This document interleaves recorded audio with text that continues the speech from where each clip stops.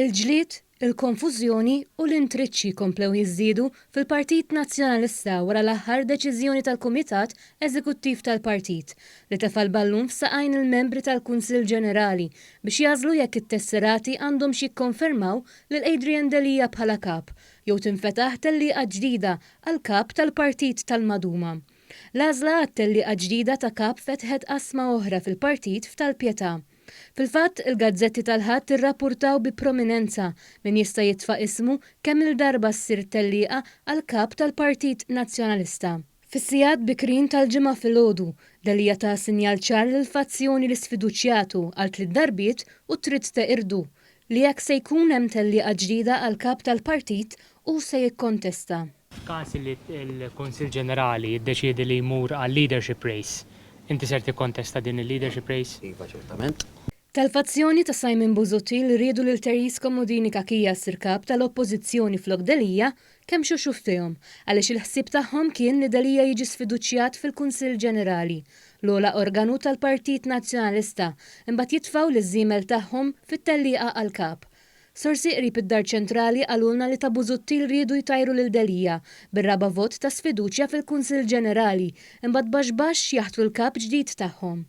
Kien hemm inġibet l-attenzjoni li d-deputati ribelli ma rridux jisimgħu il-vuċi tat-tesserati u hawn kien hemm uħud bħal Chris Sajt li ħaduha bi kbira u kif bewġu l-barra mid-Dar Ċentrali fil-lejl ta' bejn il-ħamis u l-ġimgħa saħqu li huma jridu jisimgħu lit-tesserati. Tant ridnieh il-vot tat-tesserati illi bqajna ninsistu sal-aħħar minuta u mbagħad finalment l-eżekuttiv kollu b'mod unanimu il-pożizzjoni li kellna fil-mozzjoni oriġinali li kienet tgħid li għandna mmorru biex jiġi elett kap tal-Partit Nazzjonalista mit-tesserati. Toqgħodu għal dan ir-riżultat issa? Dak huwa li xiddeċidu l-Kunsill Ġenerali u xiddeċidu t-tesserati.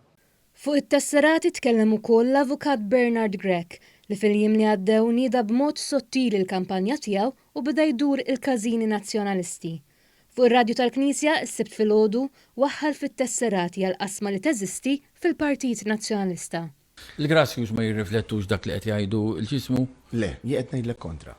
Jien qed ngħidlek illi l-gruppi jkunu qegħdin jirriflettu x'qed jgħidu l-grassroots, mhux kontra. Il-qasma barra mhijiex riżultat tal-qasma ġewwa, imma l-qasma ġewwa hija riżultat fl-opinjoni li tiegħi ta' dak illi hemm barra hemm ħsibijiet diverġenti fuq dak li qed jgħidu n-nies. Fil-gazzetta tal-ħadd Bernard Grech ġie msemmi bħala wieħed minn dawk li jista' jikkontesta għall-elezzjoni tal-kap, anke wara li fuq ir-radju huwa qal li lest jikkonsidra li jitfa' ismu.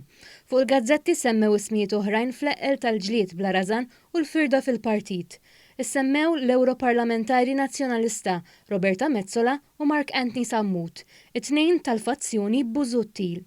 Issemma wkoll l-avukat Joe Giglio u Alex Perici Kalascioni tal-aħħar diġà kontesta mingħajr suċċess kontra Delija 3 snin ilu. Teresa Komodini Kakija wkoll ġiet irrappurtata li lesta titfa' simha wara li kienet hi li ħarġet onqa l-ewwel biex dawk li sfiduċjaw lil Delija jkollhom dera ta' mexxej tagħhom. Komodini Kakija ma tridx li dan iċ-ċans jisiraqula xi ħadd u bħalma riedet tkun kap tal-Oppożizzjoni ġiet irrappurtata li lesta tkun hi li tieħu r-riedni tal-partit. Komodini Kakija għandha l-appoġġ ukoll ta' Claudio Grech li oriġinarjament kellu jkun hu bħala l-persuna proposta għal kap tal-Oppożizzjoni tad-Deputati Ribelli. Madankollu Claudio Grech li ġimajjar barra l-istamperija li użerrija ta' Austin Gatt irid karriera politika fit-tul u f'tentattiv li ma jinħaraqx minn issa daq l-irtirata u ma rridx li jkunu fuq quddiem ta' din il-ġlieda kontra Delija.